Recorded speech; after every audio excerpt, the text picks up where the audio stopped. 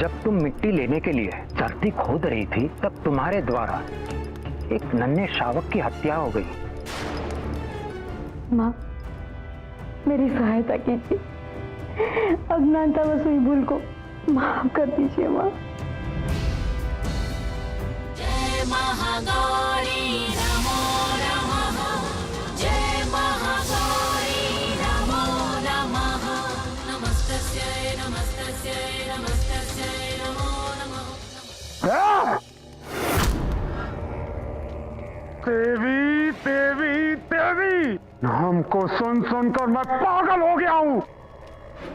सुख, मेरा चैन, मेरी शांति, सब कुछ छीन लिया है।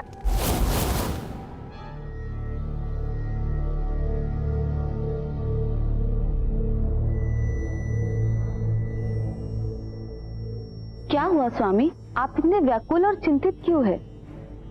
माता की कृपा से अब सब कुछ ठीक है। सिर्फ शेष बाकी है तो महिषासुर के वध का, वो भी माता शीघ्र करेंगी और सारे समस्याओं का समाधान हो जाएगा। देवी, मैं चिंतित और व्याकुल महिषासुर को लेकर नहीं। तो किस बात से है? मैं चिंतित और व्याकुल इस असहनीय ताप से हूं। मन कर रहा है कि अपने अंग वस्त्र उतारकर फेंक दूं, अपने आभूषणों को नोच डालूं। शरीर पर कुछ भी धारण करने की इच्छा नहीं हो रही। हाँ स्वामी, ताप की अनुभूति तो मुझे भी है और ये ताप से व्याकुलता इतनी है कि, किंतु इसका कारण क्या है? कारण तो मुझे भी समझ में नहीं आ रहा है। ये असहनीय ताप क्यों हो रहा है और कैसे? नारायण नारायण। प्रणाम देवर्षि। देवर्षि, आप तो सदा विचरण करते रहते, प्रत्येक स्थान पर आते जाते रहते। देवी इंद्राणी, आवागमन तो मेरा स्वभाव है। एक स्थान पर टिके रहने में मुझे अशांति और असहजता महसूस होती है। क्या करूं? तब तो आपको इस ताप का कारण भी अवश्य ज्ञात होगा। इस ताप से तो सभी त्रस्त हैं देवी।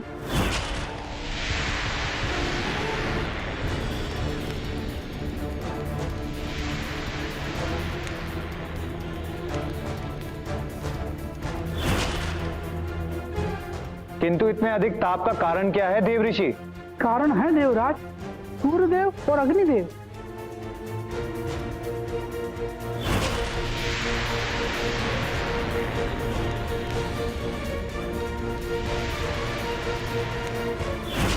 सूर्यदेव और अग्निदेव इसका कारण? हाँ, वही तो ताप के देवता हैं। किंतु वह ऐसा क्यों करेंगे? इसका कारण तो वही बता सकते हैं देवराज। नारायण नारायण। मेरा बड़ा भाई तो संभलता नहीं और मुझ पर चले बरसने। ऊंचे स्वर में बोलो, स्पष्ट बोलो, अन्यथा इसी क्षण मसल के रख दूंगा। मैं कह रहा था कि दानवराज को मेरे बड़े भ्राता ने इतने वर्षों से अपने नियंत्रण में करके रखा है और आपको ज्ञात भी नहीं है। कौन है तुम्हारा बड़ा भाई? मेरा वो अग्रज जो देव दानव मानव को सहज ही अपने वश में कर लेता है।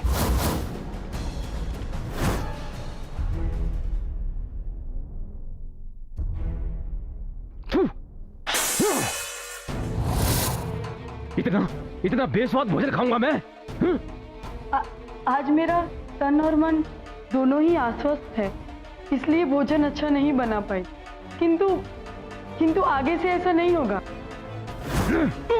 तुम मेरे बड़े भाइयों, इसलिए केवल धक्के मारकर बाहर निकाल रहा हूँ, डंडे मारकर नहीं। जाओ, मेरी नजरों से दूर चले जाओ। पर श्रीपाद, धन लुटाने के लिए मुद्रा है आपके पास, लेकिन मेरी गृहस्थी के लिए कुछ भी नहीं।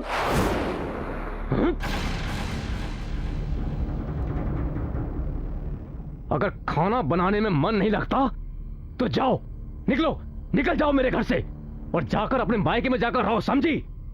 मेरी छाती पर बैठकर मूंग दलने की आवश्यकता नहीं है, समझी तुम? पत्नी हूँ मैं तुम्हारी, धर्म सहित ब्याह से विवाह करके लाए हो। डोली में आई हूँ और इस घर से मेरी अर्थी ही जाएगी।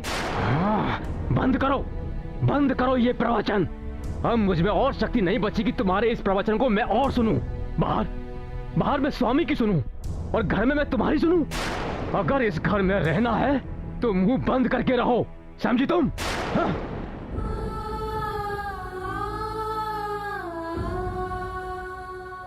हे माँ, शक्ति दे माँ। मेरे पति का ये क्रोध कम कर दो माँ। उनके क्रोध की भय की वजह से मुझसे भूल होती है।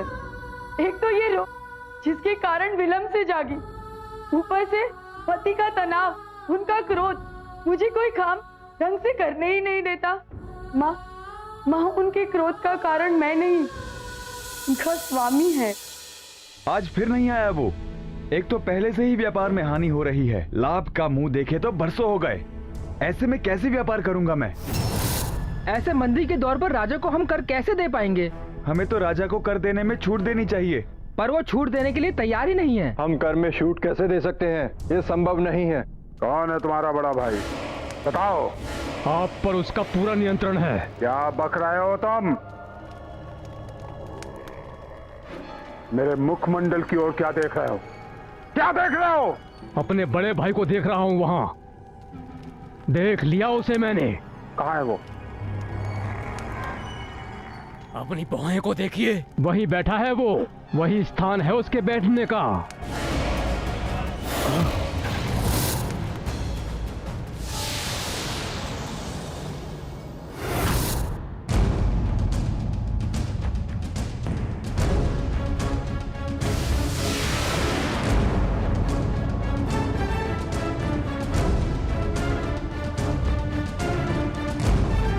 हे सूर्यदेव, हे अग्निदेव, कृपा कर अपना ताप कम करें। यदि आपने अपना ताप कम ना किया तो यह संपूर्ण सृष्टि का नष्ट हो जाएगा। इंद्रदेव, हम स्वयं अपने ताप से व्याकुल हैं। हम चाहते हैं अपना ताप कम करना, किंतु हम असमर्थ हैं। असमर्थ हैं? किंतु क्यों? अब क्या होगा इंद्रदेव?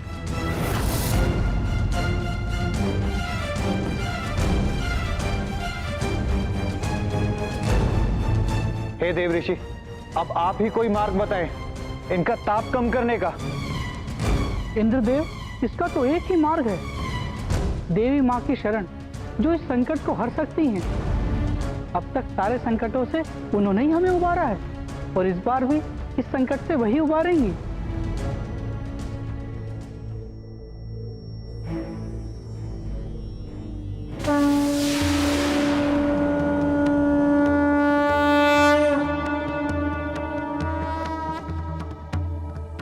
प्रणाम माते।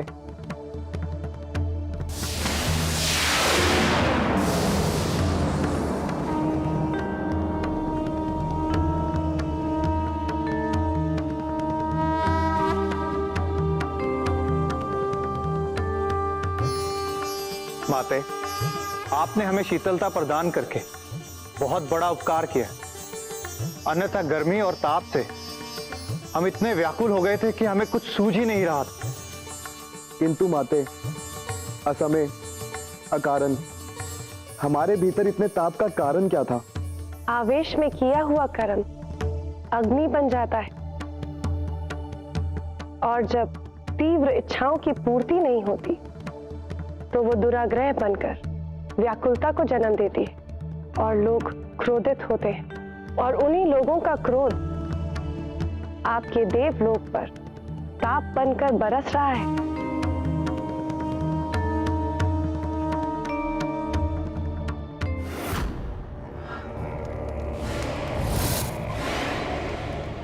महाबली दानवराज, ये मेरे बड़े भ्राता हैं। क्रोध से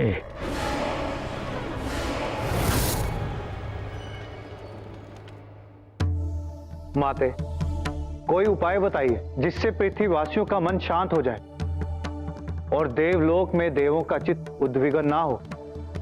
यदि देवों का चित्त उद्विग्न हो गया तो इस सृष्टि में प्रलय आ जाएगा, संपूर्ण सृष्टि का अंत हो जाएगा। क्रोध से मति भ्रष्ट हो जाती है और फिर मन से भक्ति मिट जाती है। अभी संसार में क्रोध ने विकराल रूप ले लिया है। बिना भक्ति के शक्तियां हानिकारक और नकारात्मक हो रही हैं। परंतु इसका निदान क्या है माते? निदान आप में से ही एक है देवो।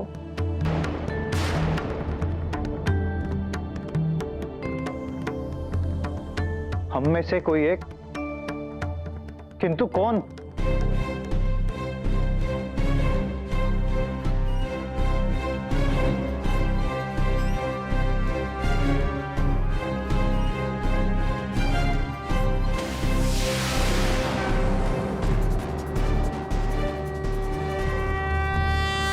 प्रणाम माते। मेरे यहाँ आने के आह्वान का प्रायोजन क्या है देवो? आप कृपा करके हमें बताएं कि हम वाणी का प्रयोग किस प्रकार करें कि क्रोध नियंत्रण में आ जाए। क्रोध पर नियंत्रण करने के लिए उसे जड़ से काटना होगा देव। किंतु माते मैं कुछ समझा नहीं। देव ही मनुष्यों के मन में इच्छाएं बनकर रहते और शब्द बनकर प्रकट होते। वाणी जब तीखी होती है तो क्रोध रूपी विकार के असुर को बढ़ावा मिलता है, और इसके विपरीत मृदु वाणी क्लांत मन को भी शांत करती है। आसुरी शक्तियों ने मानव मन पर अधिकार जमा लिया है, उसको हटाने के लिए युक्ति का प्रयोग करना पड़ेगा देवो। वाणी को भक्ति के धागे में पिरोकर माला बनाना है, अथवा आसुरी शक्ति के धागे में। ये निर्णय आप सबको ही करना है देवो। हाँ, एक सत्य मैं अवश्य कहना चाहूंगी, भक्ति एक उच्च कोटि की इच्छा से ही आती है।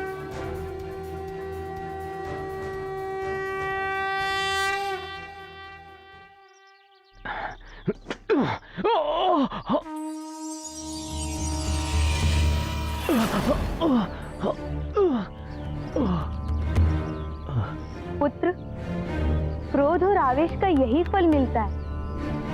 हम क्रोधित होकर स्वयं को ही पीड़ा देते, इसलिए क्रोध पर नियंत्रण रखो। यदि क्रोध से उबल न रहे होते तो पत्थर को ठोकर नहीं मारते, और तुम्हारी उंगली से रक्तस्राव भी नहीं होता। सेवक। हाँ स्वामी, कितना समय हो गया है, अभी तक नहीं आया वो। उत्तरदायित्व का बिल्कुल भी ज्ञान नहीं है उसे।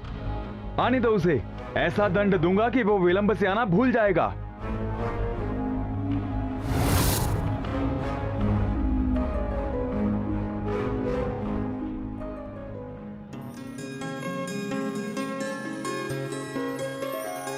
क्षमा चाहता हूं स्वामी, मुझसे बहुत ही बड़ी भूल हो गई।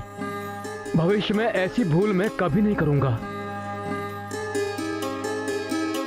कैसी भूल?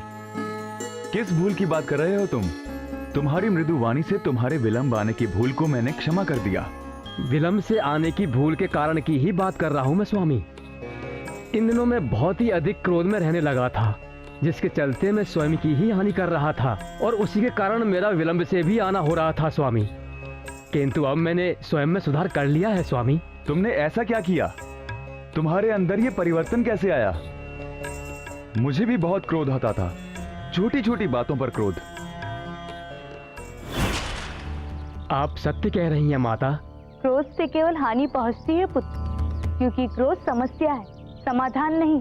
किंतु हम उसे समाधान समझ बैठते और अनावश्यक रूप से किसी का क्रोध किसी पर प्रदर्शित करने लगते हैं, जिसका परिणाम ये होता है कि शांत व्यक्ति में भी क्रोध की आंधी उत्पन्न हो जाती और कई अन्य समस्याओं को जन्म दे देती। क्रोध को शमन करने का मुख्य अस्त्र है शांत चित्त और मृदु वाणी।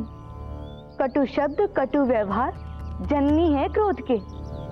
और हाँ, एक महत्वपूर्ण बात और भी, जीवा पर सदा आचार विचार और वाणी की देवी सरस्वती का वास होता है, और देवी देवताओं को हम काटे नहीं, पुष्प अर्पित करते हैं। आपकी ये बहुमूल्य वाणी मैं सदा अपनी स्मृति में रखूंगा माता।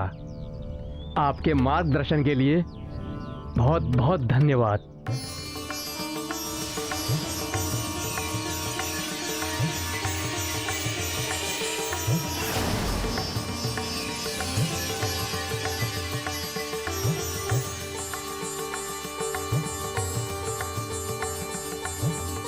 प्रणाम माता।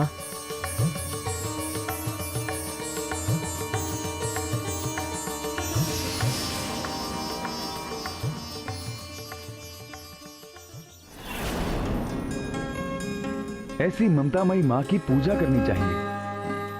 चलो हम सब पूजा करेंगे। बहुत ही उत्तम विचार हैं आपके स्वामी। हमें अवश्य ही देवी माँ की पूजा करनी चाहिए।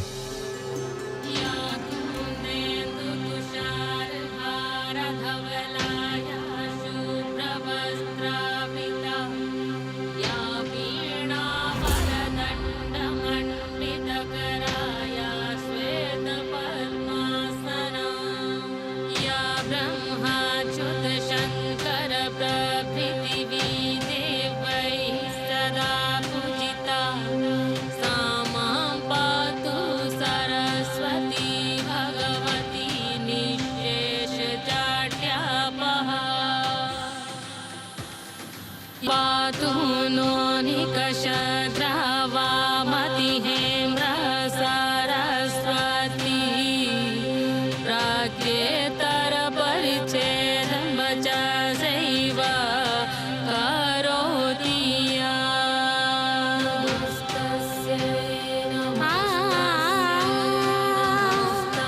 सरस्वती महाभागे विद्ये कमललोचने विद्यारूपे विशालाक्षि विद्यां देहि नमोऽस्तु ते नमोऽस्तु ते नमोऽस्तु ते। तो बोलो मात शक्ति की जय। देवी माँ की पूजा संपन्न हुई। मेरे मन में एक विचार आया है। कैसा विचार? अगर हम सभी लोग राजा से विनम्रता पूर्वक भाव से एवं मृदु वाणी से निवेदन करें और उन्हें हमारी सभी समस्याएं बताएं, तो देवी माँ के आशीर्वाद से राजा हमें कर मुक्त अवश्य कर देंगे। लेकिन अगर तुम सबकी सहमति हो तो ही। हाँ, सहमति है, सहमति है। ठीक है। तो हम सभी लोग प्रतिनिधि मंडल के साथ राजा से मिलने चलेंगे। ठीक है? तो बोलिए मात शक्ति की जय। हम कर में छूट कैसे दे सकते हैं? ये संभव नहीं है। हमारे राजकोष में धन का घोर अभाव है। हम इस सत्य को जानते हैं महाराज। उसके बाद भी छूट का प्रस्ताव लेके आए हो आप लोग? जी महाराज, और ये प्रस्ताव इसलिए लेकर आए हैं ताकि हमारे महाराज के राजकोष में वृद्धि हो सके। इससे वृद्धि नहीं होगी, बल्कि और कमी आ जाएगी। तत्कालीन तौर पर कमी अवश्य दिखेगी महाराज, किंतु दीर्घकालीन रूप में लाभ होगा महाराज। कैसे? अभी जो आप कर रहे हैं उसमें थोड़ी छूट देंगे, उससे व्यापारी वर्ग अपने कर्मचारियों को वेतन देने में सक्षम हो जाएंगे, और जब कर्मचारियों को वेतन मिलेगा तो उनके परिवार का अच्छे ढंग से भरण पोषण होगा। जब परिवार को सुखी देखेंगे तो दुगने उत्साह से कार्य करेंगे, उत्पादन बढ़ेगा, व्यापारियों का व्यापार बढ़ेगा, और जब व्यापार बढ़ेगा तो लाभ होगा, और उसके बाद राज्य को पूर्ण कर प्राप्त होगा महाराज, जिसके फलस्वरूप राजकोष में वृद्धि होगी महाराज। विचार उत्तम है, मैं सहमत हूँ इस प्रस्ताव से। महाराज की जय हो, महाराज की जय हो, महाराज की जय हो।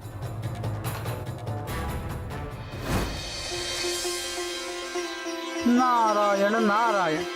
इस प्रकार विकार का नाश होते राज्य में सुख शांति और समृद्धि का वास हो गया।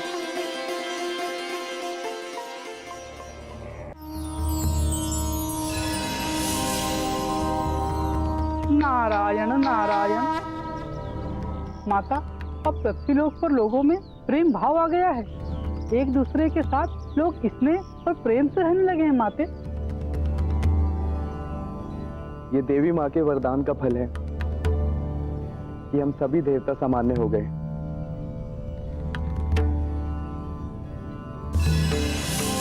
नारायण नारायण। प्रणाम देवर्षि। सच कहा आपने सूर्यदेव, यह माता की ही कृपा है कि देवलोक से लेकर पृथ्वीलोक तक प्रेम और शांति का साम्राज्य छा गया है। सभी सुख शांति और समृद्धि से अपना जीवन यापन कर रहे हैं। धन्य है माते आप अपनी कृपा इसी प्रकार संपूर्ण सृष्टि में बनाए रखें।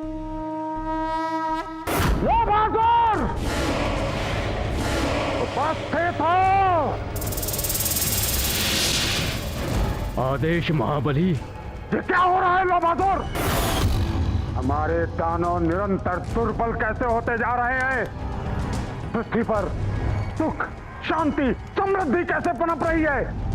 क्या कर रहा है तुम्हारा भ्राता क्रोधासुर। कहां गई उसकी शक्ति।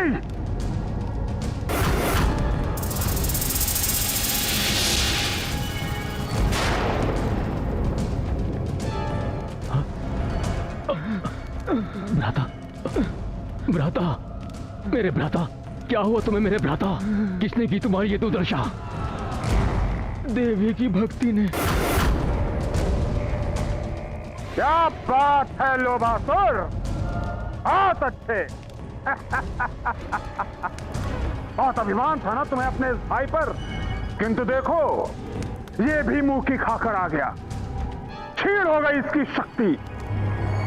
अब ये पुनः अपने पुराने रूप में नहीं आ पाएगा। अंत हो गया इसका लोभासुर, अंत हो गया। इस सब की जड़ देवी ही है महाबली। तो मैं उस जड़ को काट दूंगा, सदा सर्वदा के लिए दासी बनाऊंगा मैं उस देवी को। अपने चरणों की दासी, चरण वंदना करवाऊंगा मैं उससे। लोभासुर, हंस क्यों रहे हो तुम। इधर देखिए।